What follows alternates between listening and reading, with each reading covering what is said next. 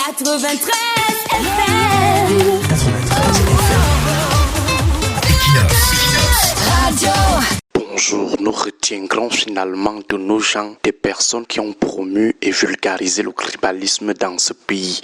Le tribalisme ne s'est jamais mieux comporté qu'en cette fin de règne. On dirait que c'était l'un des objectifs à atteindre à la fin de leur bail à la tête de l'État. Hier, nous avons vu un grand artiste musicien appeler sa communauté d'origine au secours pour une histoire de couple mal négocié.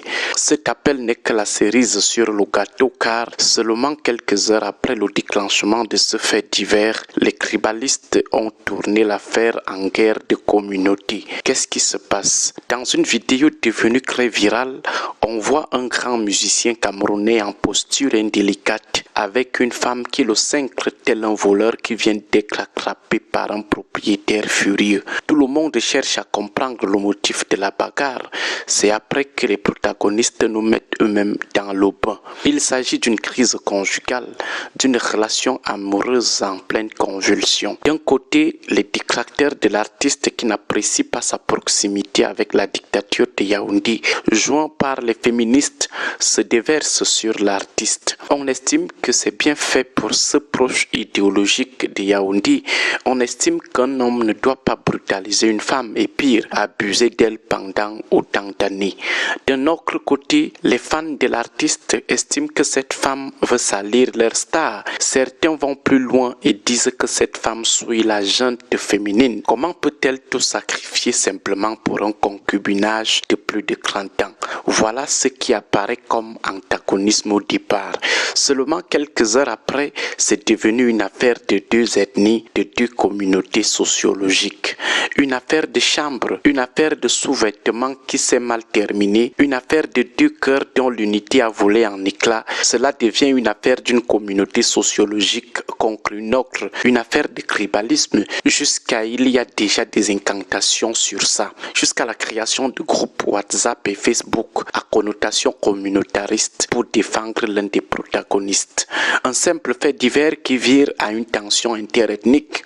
Qu'est-ce qui peut expliquer cette célérité? La réponse est simple. Les violents de Yaoundé ont transformé le Cameroun en poudrière du tribalisme. Il suffit d'une petite étincelle pour que la situation s'embrase. Les gens ne respirent que tribalisme. Les gens ne pensent que tribalisme. Les gens n'agissent que suivant des considérations tribalistes. Le régime de Yaoundé a fait du tribalisme un plat national et le plat préféré des Camerounais. Peu pensent nation.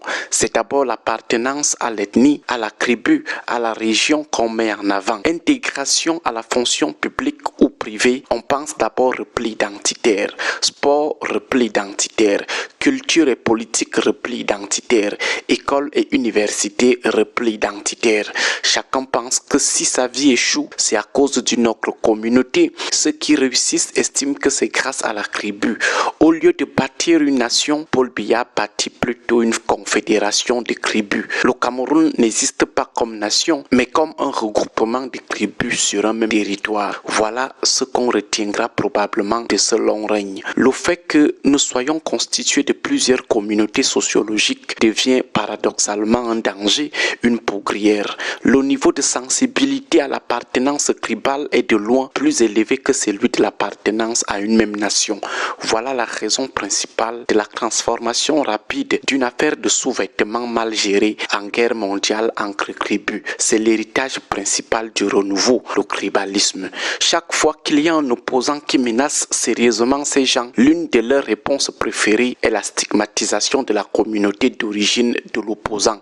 En 90, c'était le cas. En 2008 et 2025, ça a été la même chose. On met dans la tête des gens que derrière l'opposition du leader, il y a un projet de domination ethnique ou de conquête tribale du pouvoir. La notion d'envahisseur comme grand-mère de la détestation des communautés d'origine des opposants est une invention du régime de Yaoundé. Pendant la campagne électorale et la crise post-électorale, la notion de « aller faire ça chez vous » était une invention des gens de Yaoundé. La création de milices d'autodéfense pour mettre en application ce slogan du « aller faire faire ça chez vous était toujours une invention du régime de Yaoundé. Voilà qu'une affaire de sous-vêtements qui a tourné au vinaigre devient une affaire de deux groupes ethniques. De toutes les façons, nous sommes contents que vous réussissiez à la fois du travail de tribalisation du pays que vous avez effectué avec succès et des conséquences désastreuses du dit travail. Bon début de week-end à tous. Que Dieu et nos ancêtres protègent le Cameroun. 93 FM.